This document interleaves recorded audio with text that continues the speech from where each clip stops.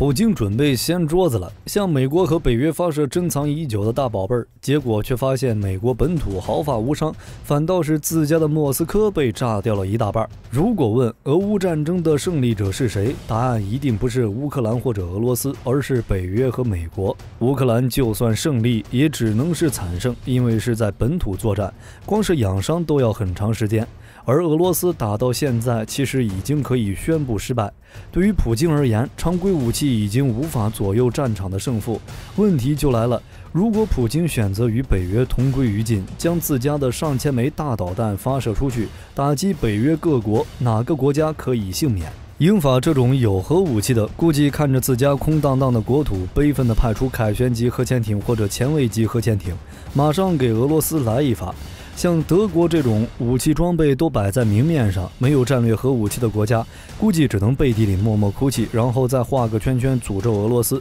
而美国的画风与这些国家完全不同，在火力军的脑海中，第一个画面就是美国躺在沙滩椅上抽着雪茄，考虑今天是翻大飞陆基中断防御系统的牌子，还是让小妾宙斯盾前来侍寝。第二个画面就是美国拦截完俄罗斯的弹道导弹之后，按下手中的按钮，然后几百颗屁股上冒着火光的弹道导弹从美国境内发射，朝俄罗斯冲了过去。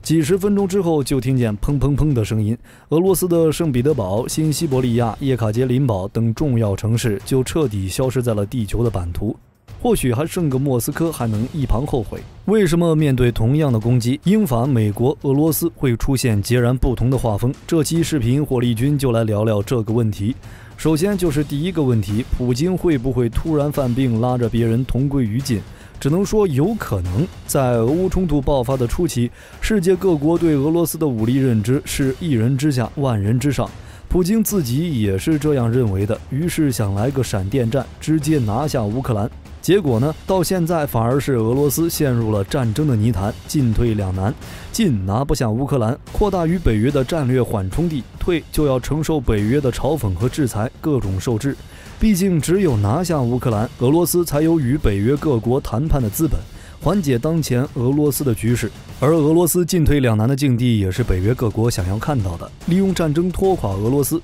战争持续了3个月，俄罗斯投入了大量的人力物力。按照美国的预算，俄罗斯在俄乌战场消耗的费用差不多1天9亿美元。俄罗斯的经济各位都清楚，在苏联解体之后，好不容易有了一点起色，结果一场战争打下来，直接回到起点。这还只是战争的消耗，如果加上北约的各种制裁，俄罗斯损失的只会更多。等到俄罗斯的经济彻底崩溃后，俄罗斯的老百姓估计就要吃土了，这就可能导致俄罗斯走苏联的老路解体。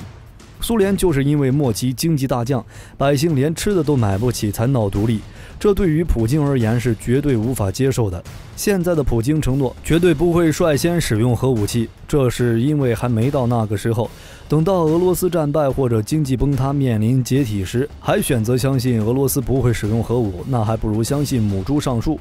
我们可以来对比一下，假如明天就是世界末日，而且你已经提前知道这个消息，你会是什么反应？晚上跑到5星级酒店来个一醉方休，还是跑到大街上挑个脱衣舞释放一下自己？不要觉得好笑，这些都是正常人的反应。不正常的思路是啥？有条件的就是拿个 M4 在街上一顿突突，没条件的就是拿个西瓜刀在街上放纵自己。各位认为俄罗斯是哪种？从俄罗斯主动挑起俄乌冲突开始，就基本上已经可以确定俄罗斯的选择，同归于尽。反正光脚的不怕穿鞋的，自己都要完蛋了，还管那么多干什么？这就来到了第二个阶段，拦截俄罗斯的弹道导弹。到这儿就有一个问题，为何面对同样的攻击，英法和美国的画风截然不同？这就需要聊到反导系统了。反导系统是伴随着洲际导弹登上历史舞台。在洲际导弹刚研发出来的时代，核战略就像是消消乐游戏，我有多少发导弹，敌人就有多少发导弹。如果我发动一次袭击，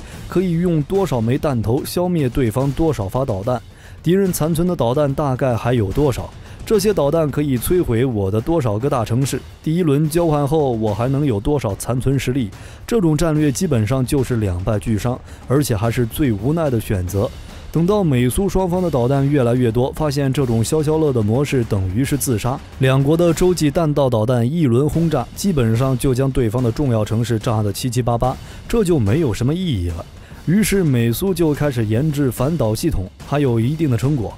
二者先后研制了耐击、卫兵以及 A35、A135 等战略反导系统。在面对敌方发动的大规模第一次核打击中，反导系统即使无法拦截大部分来袭核弹头，但是只要能拦截掉一部分，就会让对方在第一次核打击的效果上打上很大的问号。因为对方无法预先判断己方射向哪些目标的核弹头会被拦截，而类似导弹发射井、核潜艇基地或战略轰炸机基地等目标，如果被反导系统所保护，都将大大增加己方核反击的力量。说白了，就是提升二次核打击力量的生存力。反导系统的工作原理就是在敌人发射弹道导弹攻击自己时，己方利用技术手段发现、跟踪并拦截毁灭来袭弹道导弹。说起来简单，但做起来却十分困难。反导系统一直发展到现在，可以大规模投入研制和部署的国家寥寥无几，也就只有美国、俄罗斯、中国、以色列和印度，其中的佼佼者就是美国。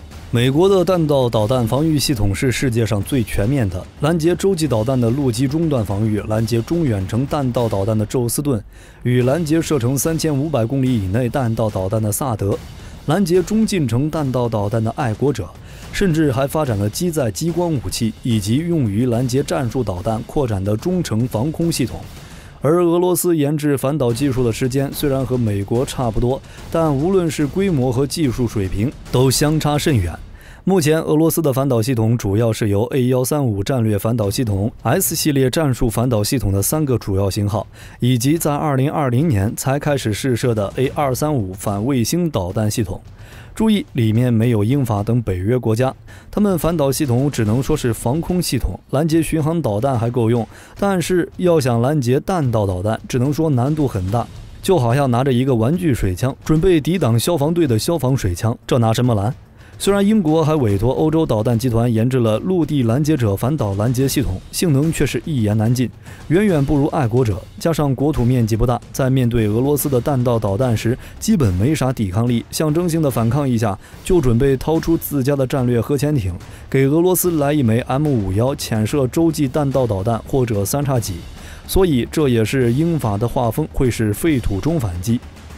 而美国则完全不一样，无论是大飞陆基中段防御，还是小切宙斯盾，都有一定的能力拦截俄罗斯的弹道导弹，而且还是以不同的拦截方式，上升段拦截、中段拦截、末段拦截，挨个来。不过美国想要拦截俄罗斯的弹道导弹，最佳的时间点还是上升段拦截。此时弹道导弹的飞行速度慢，飞行高度低，拦截难度远小于中段和末段。发动机喷射出的高温燃气很容易被红外探测装置发现，而且导弹被击落之后也是落在俄罗斯的领土。对于美国而言，需要做的只有一件事，那就是打击俄罗斯刚起飞的弹道导弹。在上升段拦截中，美国首先想到的方案就是把拦截器部署到地球轨道上，使用阿尔法激光器自上而下击落起飞的导弹。但是激光照射到大气层内就会威力减弱，而且其成本很高。天基激光至少需要几十台激光炮在轨运行，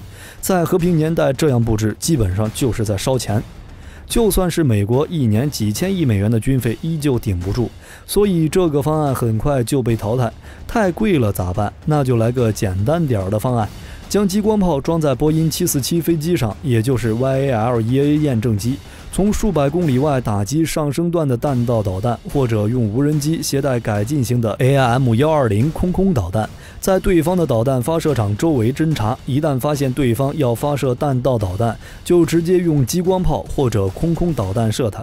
这种方式只能说危险系数较高，很可能是肉包子打狗，有去无回。无人机还好，不会损失太多，如果是激光炮，估计就要被别人打下来研究了。毕竟导弹发射场一般都是在对方的境内腹地和战略纵深处，想要在上升段击落敌方导弹，就必须深入到对方的领空，基本上就是把对方当傻子了。那么拦截方式就剩下了中段和末段拦截。弹道导弹在中段飞行时，飞行时间最长，弹道相对平稳，飞行轨道也最容易预判，而且这个时候摧毁敌方弹道导弹也是最保险的方法，可以一举摧毁敌方所有的弹头。目前大多数的洲际导弹都会携带多个弹头，比如俄罗斯的萨尔马特可以搭载10个以上的分导弹头，但是导弹在中段飞行时，导弹的弹头只有1个，等于说鸡蛋都在同一个篮子里，完全不必担心会有遗漏的分导弹头。中段拦截所需要很高的技术水平，首先就需要看得见，也就是预警卫星发现目标，这点美国没啥问题，毕竟美国的国防支援计划卫星以及陆基升级预警雷达也不是吃干饭的。在俄罗斯弹道导弹的上升阶段，美国的预警卫星就可以通过星载红外探测器探测导弹的火箭发动机尾焰，并发现目标。虽然没办法直接把它打下来，但是可以一直追踪测量，随后确定弹头数目，计算弹道及落点，将消息传递给陆基预警雷达。美国的战略弹道导弹预警系统可以在1分钟内发现导弹发射，3分钟内报告导弹的发射点和弹着点坐标以及飞行弹道，可提供20到25分钟的预警时间。在此期间，美国的指挥中心就可以发射拦截弹，拦截俄罗斯的弹道导弹。这也是为啥英法两国没办法拦截俄罗斯弹道导弹的原因。想要发展在中段拦截，就必须要有可以全球预警的卫星，而北约各国基本都没这个实力。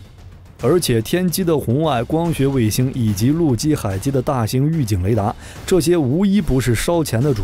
并且需求量非常大。建设反导系统需要海量的资金做基础，很多国家都是卡在了这里。这只是第一步，之后还要能打得到。弹道导弹在中段飞行时，通常在地球的近地轨道上，距离地面最高有700-800公里，最低也有200-300公里。而目前防空导弹的射高还不到100公里，对于实力一般的国家而言，基本上就是造不如买了，而且只要不搞事，一般都是安全的。所以大多数的情况下，小国家对于反导系统的需求并不是很大。毕竟美俄也不会吃饱了撑的使用洲际弹道导弹攻击其他国家，目前有能力实现中段拦截的也就中美俄3个国家，最后就是末段拦截，像英法所谓的反导系统都是末段拦截，其对拦截器的飞行距离要求较低，对于一些技术不够或者资金不是那么雄厚的国家而言，其就是最好的选择。比如以色列的剑2和印度的大地系列，只是末段拦截在面对俄罗斯弹道导弹的末段机动变轨时，基本没啥拦截能力。美国有机会，但是成功率也一般。总的来说，美国单凭以上的制导系统根本无法全部拦截俄罗斯的弹道导弹。美国之前在理想状态，也就是导弹在发射的过程中，它的大地经纬坐标飞行的弹道都是了如指掌的情况下，做过拦截洲际弹道导弹的实验，其成功率只有60%。那面对俄罗斯的核打击，为啥美国能抽着雪茄看电影？这就牵涉到今年大火的星链。既然上升段没法拦，中段和末段的成功率无法保证，那就继续升级。于是美国就计划建设一个既能防御高超音速导弹，又尽可能少花钱的武器系统。随后，美国国防部高级研究计划局发起黑杰克项目。美国太空探索技术公司的星链计划也应运而生，都是要建立一个地球低轨道卫星星座，构建一个小型、安全、经济的军用通信和监视卫星群。二者的区别就是，黑杰克项目是由美国国防部主导，由民营企业提供各种卫星平台和发射支持；星链计划是由民营企业太空探索技术公司直接主导。从表面上看，星链计划是一个民用项目，但实际上有很多军事功能。太空探索技术公司和美国军方也有密切的合作。与黑杰克项目相比，星链计划规模更庞大，最终发射的卫星数量可能多达4.2万颗，而黑杰克项目最终可能只发射60到200颗卫星。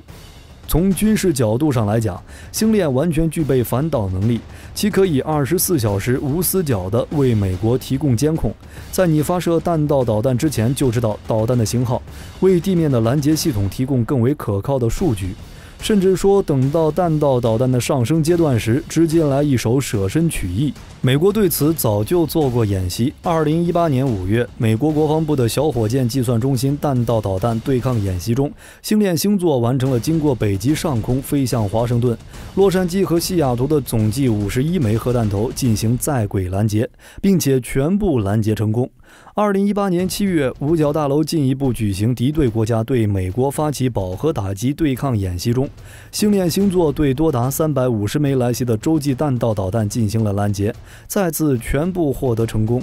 而且对于每一枚来袭弹头，星链系统都有5至7次的拦截机会。虽然很多人认为这是谣言，但是这或许就是美国反导系统未来的发展方向，也就是以星链为拦截器，打击对方处于上升段的弹道导弹。总的来说，先进的技术和完善的体系就是美国可以高枕无忧的底气。